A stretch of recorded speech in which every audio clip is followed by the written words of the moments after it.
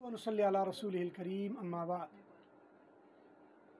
1441 का ये रमज़ान है। आखिरी अशरे का आज पहला दिन है, बल्कि पहली रात है। और लैलतुल क़दर के बारे में भी इसके बारे में वजाहत करनी है। पहली बात तो ये है कि नबी अलैहिस्सलातु वस्सलाम ने रमज़ान के बारे में जो फजीलत इरशाद फरमाई है, वो फरमाया कि आखिरुहु मग़फ़िरा, जो आखिरी अशरा है अल्लाह ताला इसमें मग़फ़िरत को आम करते हैं। और मग़फ़िरत के बारे में हदीस में इतना ज़्यादा आता है कि फरमाया कि उसमें एक रात है जिसमें इतने लोगों की बख्शिश की जाती है जितनी बनु कलब की बकरियों के बाल हैं। और बनु कलब की बकरियों के बारे में आता है कि वो कई वादियों में भरी रहती थी, इतनी ज़्यादा थी। और हदीस में आता है हुज़ूर सल्लल्लाहु अलैहि वसल्लम ने फरमाया कि अल्लाह तबारक व तआला आखिरी अशरे में हर रात में इतने लोगों की बख्शिश करते हैं जितने 20 दिनों में की है। और फिर जो लैलतुल क़दर है उस एक रात में इतने लोगों की बख्शिश करते हैं जितनी पूरे रमज़ान में बख्शिश की गई होती है। तो इसलिए आखिरी अशरे को इसकी गनीमत को समझना चाहिए। हदीस मुबारक में है, हज़रत आयशा सिद्दीक़ा रज़ी अल्लाह ताला अन्हा फरमाती हैं कि जब रमज़ान आ जाया करता था कि हुज़ूर सल्लल्लाहु अलैहि वसल्लम अपने ख़ास तौर पर आखिरी अशरे में अपने आप को तैयार कर लिया करते थे, रातों को जगाया करते थे, इबादत किया करते थे, लंबे क़याम हुआ करते थे, कसरत से इबादत हुआ करती थी। इसी तरह वो जो तरावी का 3 रातों का मामूल है वो भी आखिरी अशरे का ही मामूल है। वो आखिरी अशरे में ही 3 दिन हुज़ूर सल्लल्लाहु अलैहि वसल्लम ने तरावी पढ़ाई है। एक दिन आए तो सुलुस रात तक पढ़ाते रहे, दूसरी में आए तो निसफ़ तक पढ़ाते रहे, और तीसरी रात आए तो सारी रात तक पढ़ाते रहे। ये आखिरी अशरा ही था। और इसी से इस्तेदलाल करते हुए हम हनफी लोग ये कहते हैं कि ये तरावी है। जो लोग इसको नहीं मानते वो समझते हैं कि शायद तहज्जुद और तरावी एक ही नमाज है, और वो ये करते हैं कि आम दिनों में उसको तहज्जुद कह लेते हैं, रमज़ान आए तो उसे तरावी कह लेते हैं। जबकि हमारे नज़दीक चूँकि नबी अलैहिस्सलाम का तरावी तहज्जुद का मामूल अलग से है, लेकिन तरावी का मामूल नबी अलैहिस्सलाम का वो 3 रातों का है। चौथी रात को आप चौथी मरतबा नहीं आए, और इसलिए नहीं आए फरमाया कि मुझे डर था, खशीतु, डर ये था कि तुम पर ये फ़र्ज़ न कर दी जाए।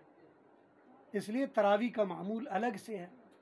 कोशिश करनी चाहिए कि तरावी में शमूलियत की जाए। फिर अहादीस में नबी अलैहिस्सलाम से इब्न अब्बास रज़ी अल्लाह ताला अन्हु ने 20 तरावी नकल की हैं कि हुजूर ने 20 पढ़ी हैं। मैं अपनी किसी मजलिस में उसकी वजाहत कर चुका हूँ। आप यकीनन जो चैनल है उसमें ये नोट कर सकते हैं और देख सकते हैं कि नबी अलैहिस्सलाम की 20 नमाज तरावी, उसमें बाकायदा हवालों के साथ मैंने अर्ज़ कर दिया। तो हुजूर सल्लल्लाहु अलैहि वसल्लम की 20 तरावी का मामूल रहा है। इसलिए हमें चाहिए उसको, अगर पूरे महीने में गड़बड़ हो रही है, सुस्ती हो रही है, तो इन 10 दिनों में ना करें, क्योंकि बदला हमने अल्लाह ताला से लेना है।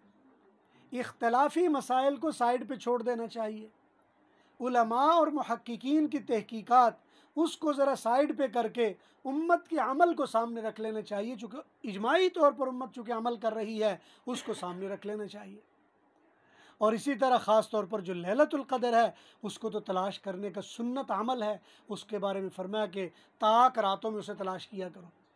हुज़ूर सल्लल्लाहु अलैहि वसल्लम को जिस दिन बताया गया आज ताक रात है, आप जब लोगों को बताने के लिए निकले तो आगे 2 सहाबी आपस में किसी तलख़ कलामी में बात कर रहे थे। हुज़ूर अलैहिस्सलाम ने फरमाया कि तुम्हारे इस अमल की वजह से मुझे वो भुला दी गई है। इससे ये भी पता चला कि आपस में तलख़ कलामी, बिला वजह का बहस व मुबासा, उससे कितना नुकसान हुआ करते हैं। एक ऐसा नुकसान हमें देखने को मिला कि जो लैलतुल क़दर थी वो भुला दी गई है, और आखिरी अशरे में उसको रख दिया गया, ताक रातों में ख़ास तौर पर।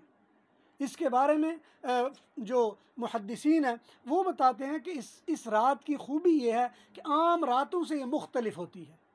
और मैंने भी कई मरतबा महसूस किया कि लैलतुल क़द्र आम तौर पर आम रातों से हट के होती है। मसलन आम रातें, अगरचे हदीस में आता है कि वो रात मुनव्वर होती है और सुबह को उसका सूरज बेनूर होता है, लेकिन ज़ाहिर बात है सुबह को सूरज देखेंगे रात तो गुजर चुकी होगी, हदीस में ऐसे ही आता है। लेकिन जो मोटा सा उसूल है जिसको देख कर हम फ़ायदा उठा सकते हैं वो ये कि वो रात आम रातों से मुख्तलिफ होती है। और मेरा तजर्बा भी ये है कि जो रात मुख्तलिफ होती है बिलउमूम लैलतुल क़द्र होती है। मुख्तलिफ होने से मुराद क्या है? आम रातें गर्म होंगी लेकिन एक ताक रात रूटीन से हट के ठंडी होती है, या आम रातें ठंडी होंगी ये वाली रात रूटीन से हट के गर्म हो जाएगी, या आम तौर पर वहाँ बारिश का मामूल नहीं होगा तो एक रात है उसमें बारिश बादल आ जाएंगे, या आम रातों में अगर बादल बारिश भी हैं तो एक रात है उसमें घुन गरज के साथ बादल की बिजली चमक रही होगी, शोर हो रहा होगा। कई मरतबा ऐसा है कई रातों तक अगर बादल हैं लेकिन उस रात के बादलों के पीछे ऐसे लगता है जैसे बैक में अजीब सा रोशनी है और पूरे बादल चमकते हुए नज़र आते हैं जैसे उनके पीछे से कोई लाइट पड़ रही हो। इसी तरह आम तौर पर जो लोग हैं उनको नींद कम मतलब है कम आती है लेकिन इस रात में रूटीन से ज़्यादा आ जाती है।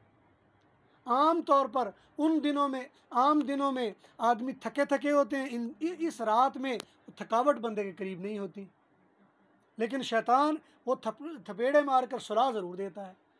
यानी जो आपकी रूटीन है ये रात उससे हट के होती है, और इसलिए कोशिश करना चाहिए इस रात की जुस्तजू की जाए, इसको तलाश किया जाए और इसमें इबादत की जाए। और ख़ास तौर पर जो रमज़ान का आखिरी अशरा रह गया है, चंद दिन उसके बाकी हैं, तकरीबन 9 दिन हैं, अल्लाह ताला से दुआ है अल्लाह तबारक व ताला उसकी सही मानों में कदरदानी करके अपने आमाल को ज़्यादा बढ़ाने और अल्लाह का कुर्ब हासिल करने की तौफ़ीक नसीब फ़रमाए। व आखिर दावाना अनिल हम्दुलिल्लाहि रब्बिल आलमीन।